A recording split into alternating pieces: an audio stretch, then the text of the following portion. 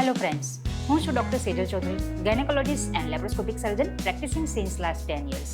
આજના વિડીયોમાં આપણે અહીં જોઈશું કે પ્રેગ્નન્સી દરમિયાન સૌપ્રથમ સોનોગ્રાફી ક્યારે કરવામાં આવે છે અને એ પણ શા માટે.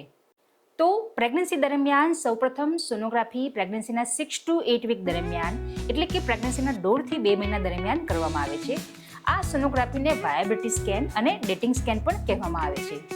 તમને પ્રશ્ન થતો હશે કે આટલી જલ્દી શા માટે? આ સોનોગ્રાફીમાં જોવામાં આવે છે પોઈન્ટ નંબર 1 કે તમને પ્રેગ્નન્સી છે એ ખરેખર ઇન્ટ્રાયુટરાઇન એટલે કે ગર્ભાશયમાં છે કે પછી એક્સ્ટ્રાયુટરાઇન, તો એક્ટોપિક પ્રેગ્નન્સી તો નથી ને. પોઈન્ટ નંબર 2 કે જે પ્રેગ્નન્સી છે એ સિંગલ છે કે પછી ટ્વિન્સ છે કે પછી મલ્ટિપલ પ્રેગ્નન્સી છે. પોઈન્ટ નંબર 3 વાયાબિલિટી સ્કેન એટલે કે તમારા બેબીના હાર્ટબીટ આવી ગયેલ છે કે નહીં. પ્રેગ્નન્સી દરમિયાન બેબીના હાર્ટબીટ 1.5 થી 2 મહિના દરમિયાન આવી જતા હોય છે. તો તમારા બેબીના હાર્ટબીટ આવી ગયેલ છે કે નહીં, બેબી વાયેબલ છે કે નહીં, તો તે જોવામાં આવે છે.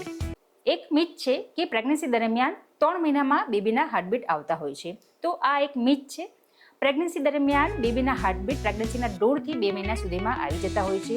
જો 2 મહિના સુધીમાં જો હાર્ટબીટ નહીં આવે તો પછી એ મિસકેરેજ થઈ જાય છે.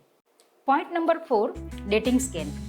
આ સોનોગ્રાફીમાં બેબીનું CRL એટલે કે ક્રાઉન ટુ રમ્પ લેન્થ લેવામાં આવે છે, જેના પરથી તમારા પ્રેગ્નન્સીની એક્યુરેટ ડ્યુ ડેટ કાઢવામાં આવે છે. તમને તમારા પીરિયડની લાસ્ટ તારીખ યાદ ન હોય કાં તો પછી તમારું સાયકલ ઇરેગ્યુલર હોય તો તેવા સંજોગોમાં આ ડેટિંગ સ્કેન પરથી તમારા પ્રેગ્નન્સીની એક્યુરેટ ડેટ કાઢવામાં આવે છે.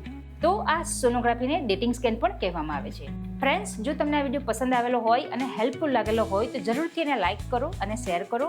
અને જો તમે આ ચેનલ પર નવા હોય તો બીજી ઘણી બધી હેલ્થ રિલેટેડ માહિતી માટે ચેનલને સબસ્ક્રાઇબ કરવાનું ભૂલશો નહીં.